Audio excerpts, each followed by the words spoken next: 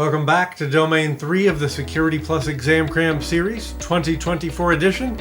And here in section 3.2, we'll focus on implementing security controls like firewalls, intrusion detection and prevention, VPN, and the right protocols to secure our infrastructure. It's really about understanding the capabilities of these different controls and in any given scenario, matching the right control to meet the need. That means you need to understand what these controls are capable of. And in this session, I'll make sure you do. I have an interesting session for you today, so let's dig in.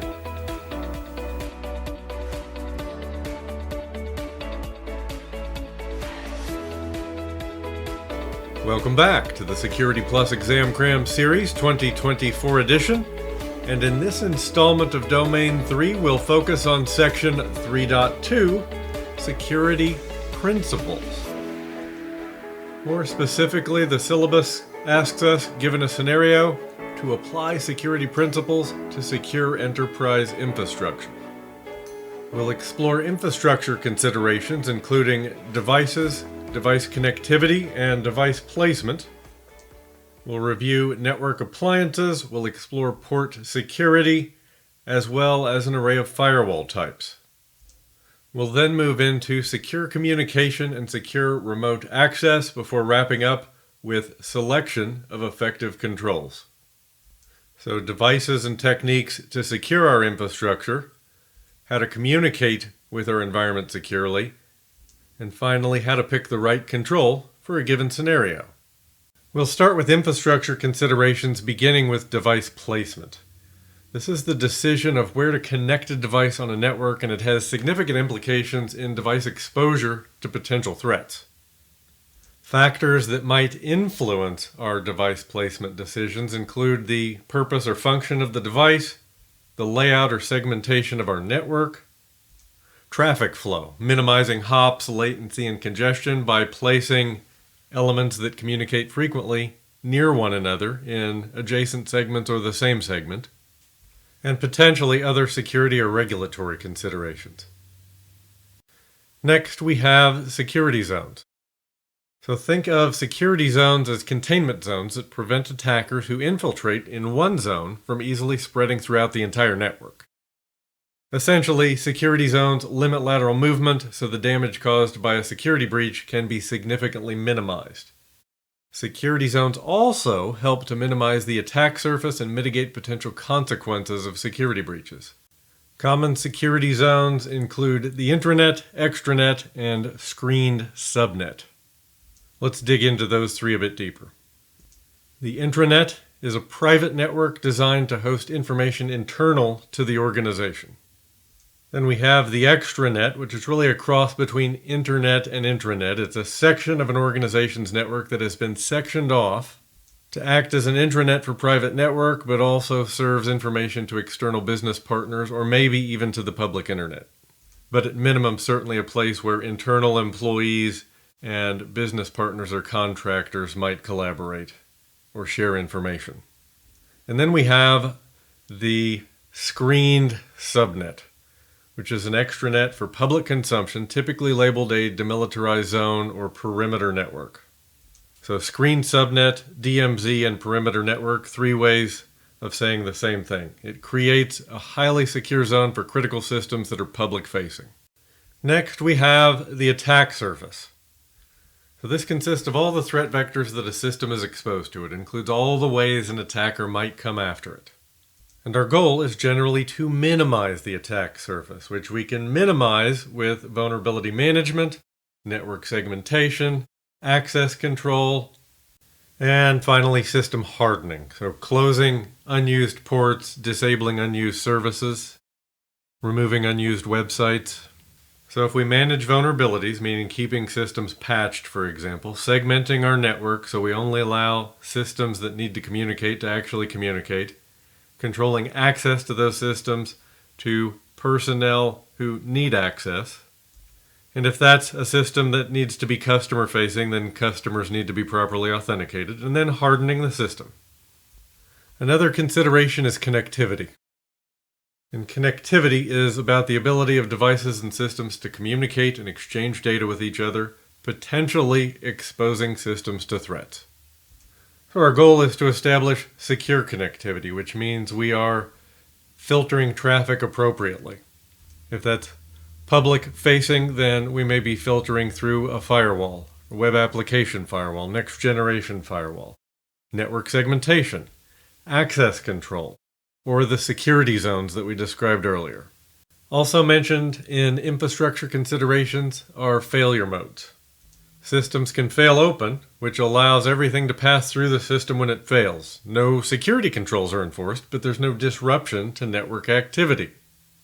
A system can also fail closed, in which case nothing can pass through the system when it fails, and no security controls are ignored, but network traffic is disrupted. So your first question might be, which option is best? Well, which option a system uses is made in the design phase, and which is best depends on use case priorities. For example, failing open would be good for an availability critical system where availability is more important than enforcement of security controls. If failing open means temporary exposure due to lack of enforcement of security controls but prevents some more severe consequence, then that's a good thing. And failing closed is good for safety and security-focused systems. For example, in a manufacturing scenario, if a system failure means that we're not going to have some physical security control in place that protects human safety, then failing closed is a good thing. And we see a handful of properties in the device attributes category, which I believe are intended to focus on intrusion prevention and detection, which is how I'll present them to you. Certainly they could have some other uses in the world of network devices, but I think intrusion detection and prevention was their intent. So we'll start with inline or in-band. This is when we would place network-based intrusion detection or prevention on or near the firewall as an additional layer of security. So in this case, the traffic passes through the device. Then we have the tap option, also known as out-of-band. So the network device replicates traffic for inspection. It provides access to a copy of network traffic while traffic continues on. This option eliminates the risk of device failure. And taps really come in two flavors, active and passive. Active taps require power to operate, and network ports are physically separate. There's no direct connection between them. Power outages will interrupt traffic.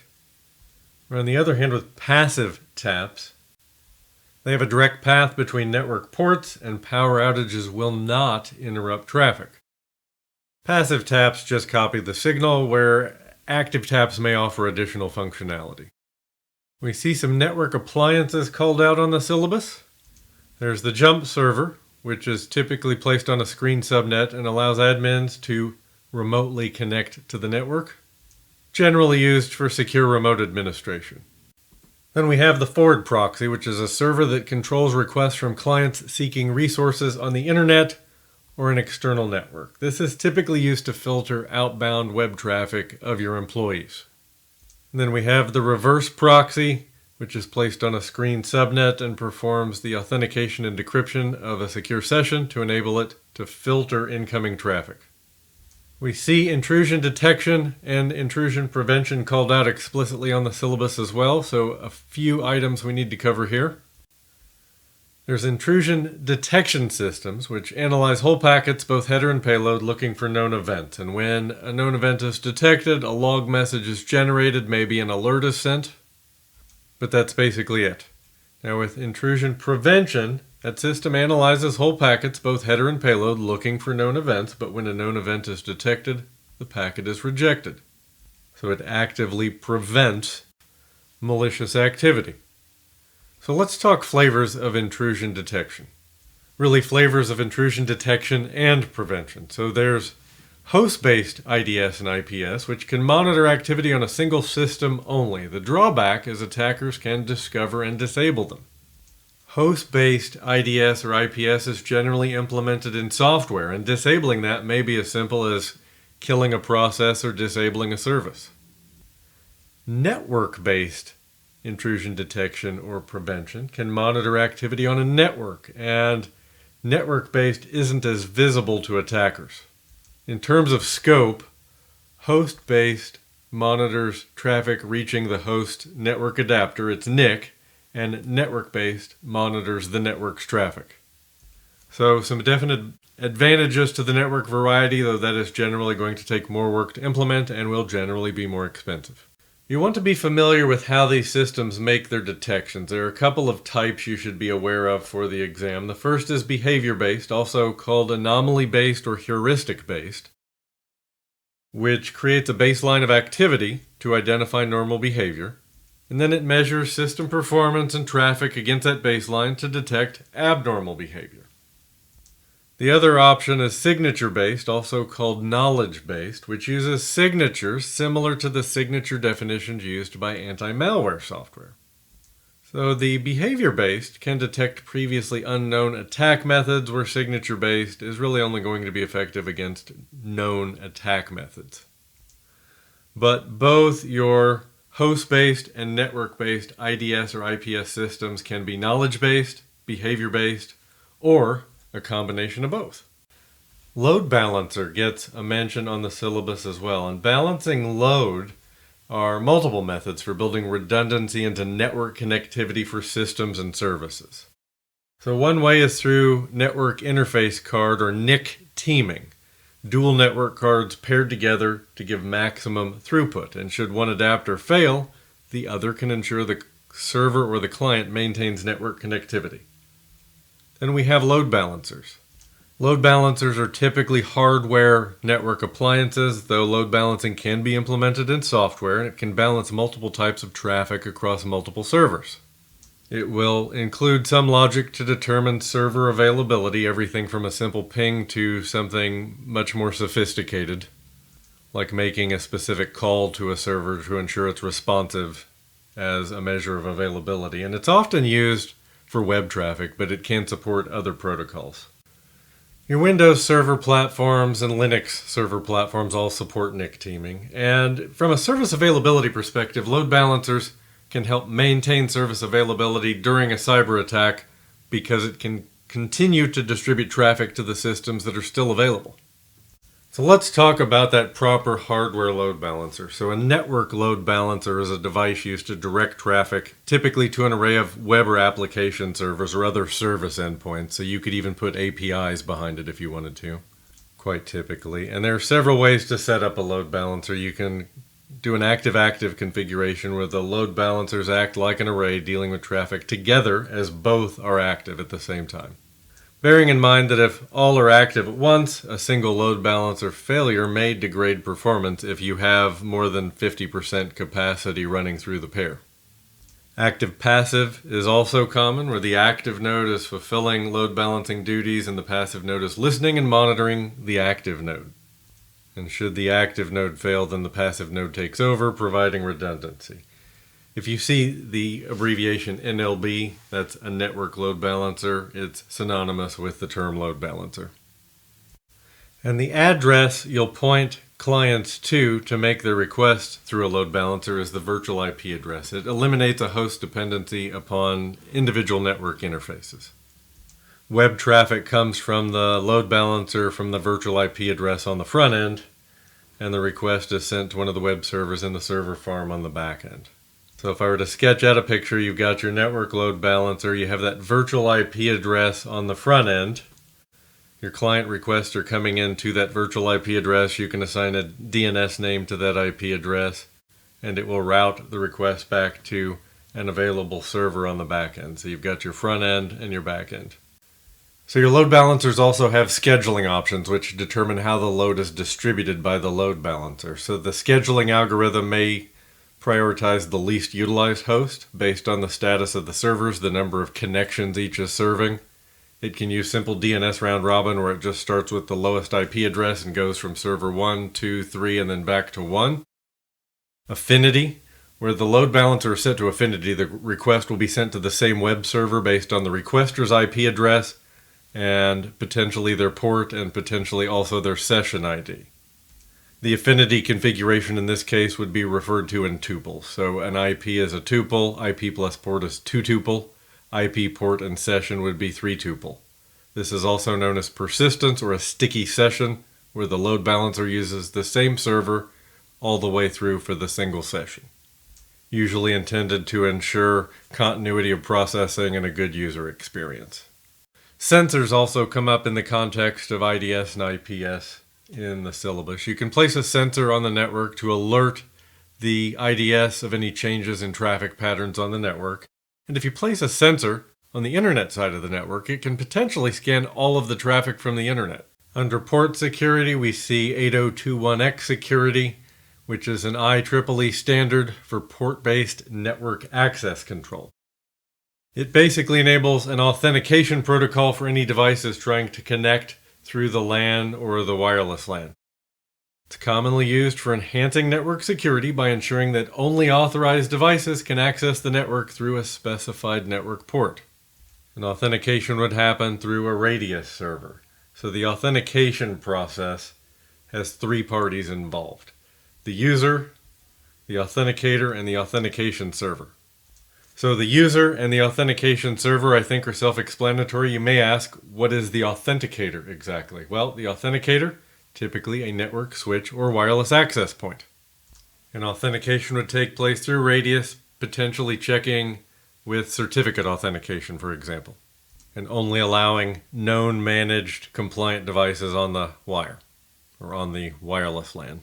Still in that port security category, right under 802.1x is Extensible Authentication Protocol, and there's a reason for that. It's an authentication framework that allows for new authentication technologies to be compatible with existing wireless and point-to-point connection technologies. But the reason it shows up there is 802.1x authentication relies on EAP, on Extensible Authentication Protocol, and there are actually variants here. There's Protected Extensible Authentication Protocol, which encapsulates EAP methods with a TLS tunnel that provides authentication and potentially encryption.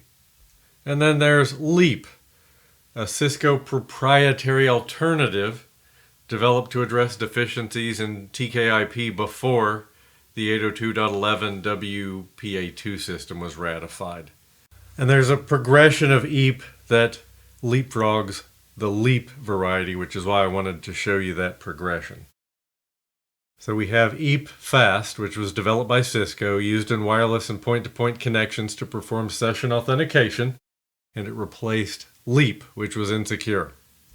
Then there's EAP TLS, a secure version of wireless authentication that requires X.509 certificates.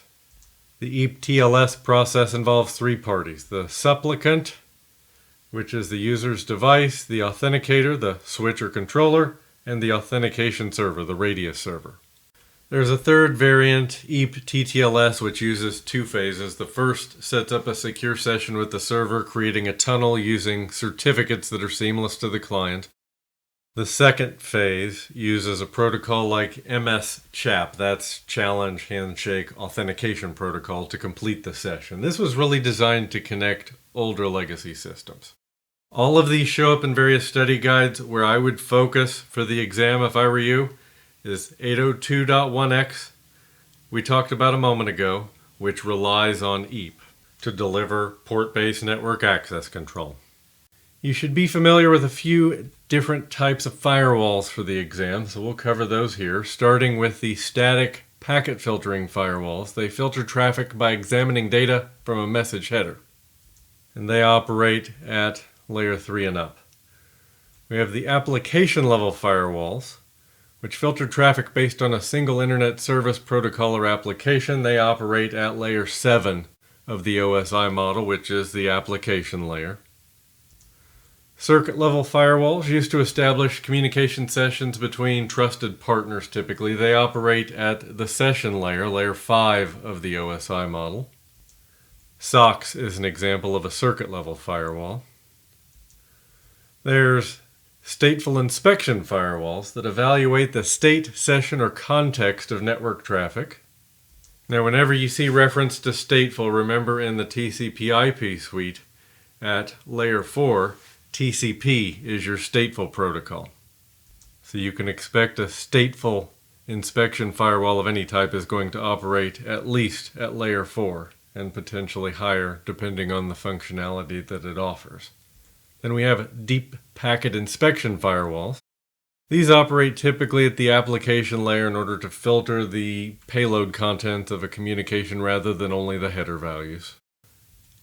Up next is stateless. Now I want you to pay special attention for the next handful here. These are the firewall concepts that should be top of mind for you on the exam. So, stateless firewalls will watch network traffic and restrict or block packets based on source and destination addresses or other static values.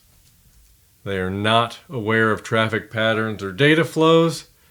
This does mean they are typically faster and perform better under heavier loads, frankly because they are doing less. And then we have stateful firewalls. These can watch traffic streams from end to end. They are aware of communication paths and can implement various IP security functions like tunnels and encryption. They're better at identifying unauthorized and forged communications because they are tracking the context of the conversation. A stateful firewall can follow the TCP three-way handshake. It spots half-open connections. And I would expect any firewall that organizations are using in 2024 will typically be stateful. Now we have the web application firewalls, or WAF as they're commonly abbreviated. They protect web applications by filtering and monitoring HTTP traffic between a web application and the internet. Typically protects web applications from common attacks like cross-site scripting, cross-site request forgery, SQL injection, really anything from the OWASP top 10 list of web application threats. And in fact, most WAFs you will find these days come pre-configured with OWASP rule sets. We call them OWASP CRS or core rule sets. Your cloud service providers, your Microsoft Azure, AWS, Google Cloud Platform will all offer a WAF that supports OWASP core rule sets, meaning you can put a good set of web application protections in with just a few clicks. And then we have the next generation firewall, abbreviated NGFW. This is a deep packet inspection firewall that moves beyond port protocol inspection and blocking. It adds application level inspection, intrusion prevention, and brings intelligence from outside the firewall, meaning that it generally has access to some sort of external threat intelligence feed. So as you see here, the NGFW is multifunctional, and exactly what functionality it will bring will vary a bit from vendor to vendor, but these are the core characteristics. So deep packet inspection, we've mentioned that a time or two. So this is packet inspection that inspects and filters both the header and the payload of a packet that's transmitted through an inspection point. So a deep packet inspection firewall can detect protocol noncompliance, spam, viruses, and other intrusions. Next we have Unified Threat Management, abbreviated UTM. This is a multi-function device composed of several security features in addition to a firewall. A UTM may include intrusion detection or intrusion prevention, TLS proxy, web filtering, quality of service, bandwidth throttling, NAT, VPN anchoring, antivirus. So many functions rolled up into one box means it's going to be well suited for small and medium businesses. So that's typically where you'll find a UTM. You can imagine with all of that functionality running through a single appliance, its ability to scale is going to be a bit less, but with unified management like that, it's also going to be a bit easier to manage for an IT generalist that would be common in a small business. Now we're going to move into the secure communication section of 3.2, where we see VPN mentioned. So let's start with a base definition. So a VPN extends a private network across a public network, enabling users and devices to send and receive data across the shared or public networks as if their computing devices were directly connected to the private network. That can be a user working from home connecting to the corporate office using a VPN client. That can be a hybrid cloud where we connect a corporate data center to a public cloud like AWS or Azure using a site-to-site VPN. So in that client scenario, with a remote worker, for example, we often encounter the concept of a split tunnel or a full tunnel. So full tunnel means using the VPN for all traffic, both to the internet and the corporate network. Split tunnel uses VPN for traffic destined for the corporate network only and internet traffic direct through its normal route. And many companies will use that split tunnel strategy to save bandwidth, to save resources. Assuming their endpoint security gives them enough confidence that that's a safe strategy, it's going to result in a lot less traffic coming back across the wire and traveling out the corporate pipe to the internet, which means it's likely also going to provide a better user experience for that user that's browsing the internet from home while they're working. Now, I've mentioned these two scenarios, the remote access versus site-to-site. So in the site-to-site scenario, IPsec site-to-site VPN uses an always-on mode where both packet header and payload are encrypted. We call this IPsec tunnel mode. And in a remote access scenario, that remote worker, a connection is initiated from a user's PC or laptop for a connection of a shorter duration. This is IPsec transport mode. So on the topic of IPsec, there are a couple of protocols and modes you should be familiar with. So in terms of IPsec protocols, we have authentication header and encapsulating security payload, abbreviated AH and ESP respectively. The authentication header provides a mechanism for authentication only. And because the AH option does not perform encryption, it is faster than encapsulating security payload. The ESP option provides data confidentiality through encryption and authentication, data integrity, data origin authentication, and replay protection. Encapsulating security payload can be used with confidentiality only, authentication only, or both confidentiality and authentication. And then again, just to touch on those IPsec modes. In transport mode, the IP addresses in the outer header are used to determine the IPsec policy that will be applied to the packet. That's good for ESP host-to-host traffic. That's what we'd see in the VPN client scenario for the remote worker, for example. And in tunnel mode, two IP headers are sent. The inner IP packet determines the IPsec policy that protects its content. This is good for VPNs and for gateway-to-gateway security. That's the hybrid cloud site-to-site VPN scenario I mentioned. Up next, we have SD-WAN, software-defined wide area networks. SD-WAN enables users in branch offices to remotely connect to an enterprise's network. It enables the use of many network services, MPLS, LTE, broadband internet, to securely connect users to applications. Security is largely based on IPsec, VPN tunnels, next-gen firewalls, and microsegmentation of application traffic. And in more recent years, what we're seeing in terms of SD-WAN configurations is a centralized control function for intelligent routing and secure access service edge to decentralize connectivity. So let's unpack secure access service edge, as this is next on the list and a fairly recent concept in the world of wide area networks and cloud. Secure access service edge is a design philosophy closely related to zero trust network architecture. Abbreviated SASE, pronounced SASE, it brings together networking and security functions and delivers them as an integrated cloud service.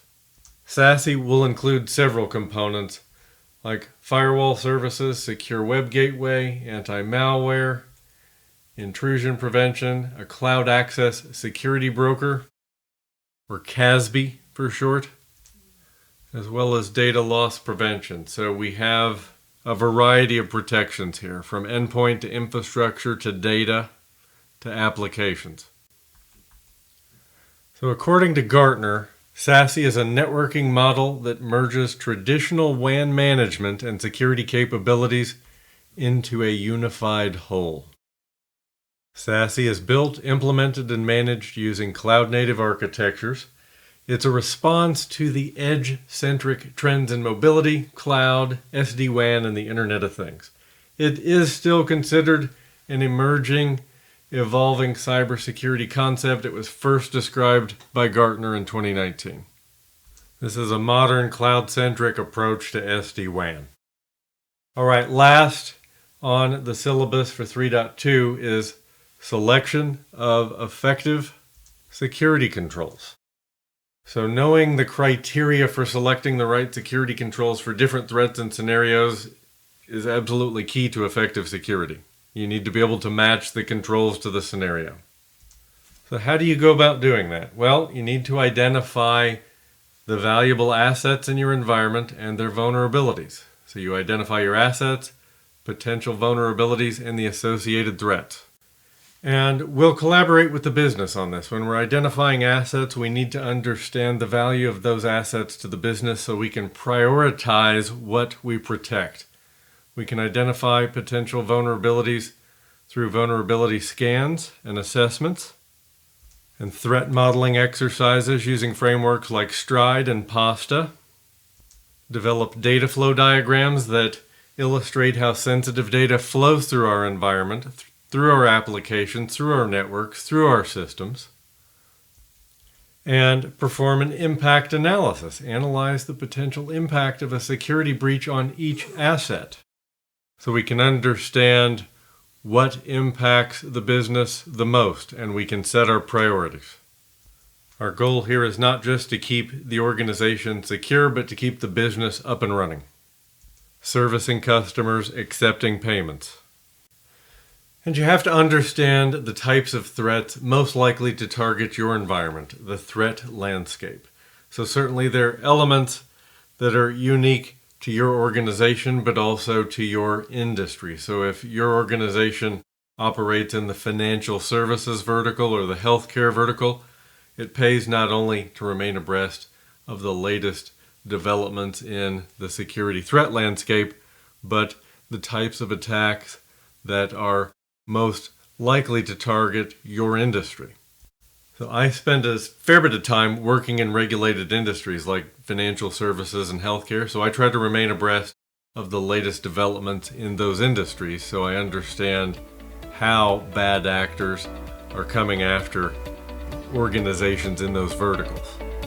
But at the end of the day, selecting effective security controls depends on several key criteria, tailoring them to the specific environment and potential threats that are likely in that environment.